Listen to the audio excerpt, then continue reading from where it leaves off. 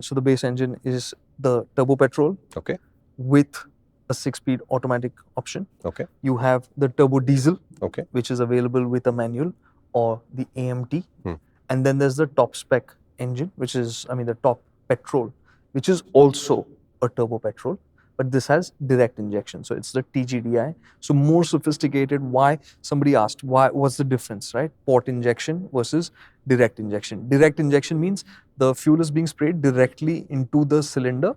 What that does is gives more precise fueling, as it's called, which means you have more control, which reduces emissions, improves responsiveness. So it's more sophisticated. It's for cleaner emissions. It's for the future. That's why it's been created. It will be used more for a longer time than the non-TGDI version, right? Both the petrols get the same 6-speed automatic. No manual. Manual is there, of course. So diesel, petrol, you talked about 3 engine spec. Correct. All 3 engine spec have a 6-speed manual. Correct. But the automatics change. Correct. So you get a 6-speed auto on the base, you get a 6-speed auto on the top petrol. The diesel gets? AMT. Gets an AMT. Correct. Okay, got it. Now in this, the base engine is not available in the top spec variants. Okay. Right? And interestingly, the base engine is on paper not as fuel efficient as the top spec engine. It's a slight difference of 1 kmpl or whatever. But despite having additional power, now this engine, the top spec TGDI, is a 130 horsepower engine. Okay. Right? I hadn't driven it earlier. It's been there for the last couple of years on the XUV, but we hadn't driven the XUV 300 earlier. So this is the top spec engine with more power. 130 horsepower is a lot. Sounds right? fast, yeah. Yeah, it's the most amount of power in this class. And it feels that way. Okay. Right? It's everything that you would imagine in terms of performance. In fact, the thought that hit me when I got in and drove this car was, it's electric. It reminded me of the 400 so much. I can't tell you. Wow. It was like, you get in, you just touch the throttle and it's like, oh, nice. It goes. So, outside office, it's slightly slow traffic and all of that. So immediately that hits you. Then you get out, you get on the highway, right? And over there, I remember the XUV 400 and this 3XO felt exactly the same. That's nice. In the sense that you put your foot down then, you get going, and it feels like endless torque. Very nice. It just keeps pulling you, right? Nice. So for me, instantly that connection was made between the two, and they've created that character here on the 3XO as well. Traction control?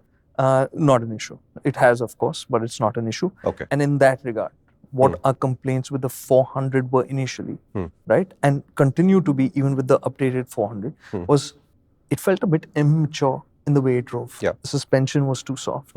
Steering was too light, right? Now those things are not an issue with the 3XO. Okay. And the incredible part is that the 3XO is lighter than the 400. Yeah. It's lighter by 200 or something kilos because it doesn't have a battery electric to IC, right? Yeah. But still, the tune for the suspension here is better. It has a sense of firmness to it. How? Yeah, exactly.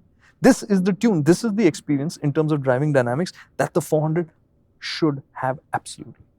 Yeah, and obviously they can't transfer the suspension over as is because there's a massive weight difference to account for. Yeah. Absolutely. So this setup works. It's on the firmer side, but any time that we have to choose a suspension setup, a car, we'll pick the one that's firmer rather than the one that's softer. Yeah. Right? If there's a balance, we'll go to the side where it's firmer rather than softer, because the firmer suspension setup will be better in more conditions. Also, if you assume that the suspension ages with time as you own this car, firmer will become acceptable perhaps over time. On the same time frame, softer will become unacceptable. Yeah, and think about load conditions, right? In a car, you will go from having 80 kilos to having 80 into 5. Correct. Right? That's a lot of weight being added on. And then there's luggage, right? So the firmer suspension will be more versatile when you factor in all those conditions, right? So that's how we'd advise you to also think about the diesel feels the same? So the diesel is heavier. We drove the diesel manual, so the diesel feels heavier. But because of that, it just feels a little bit More nicer, sedate. right? A little bit more settled.